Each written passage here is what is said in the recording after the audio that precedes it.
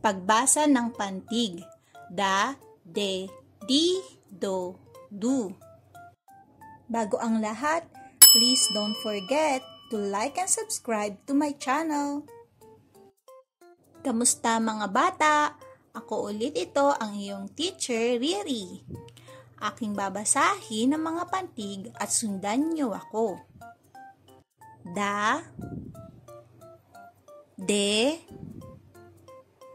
di, do, du. Ulitin natin. Da, de,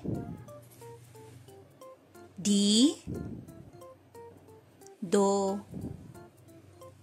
du. Ngayon, kayo lang ang magbabasa.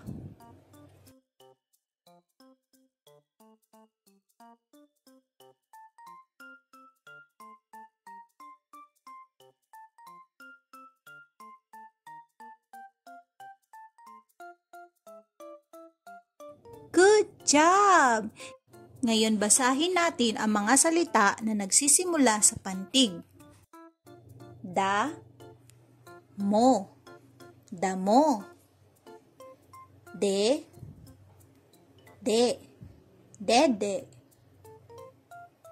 Di, la, dila.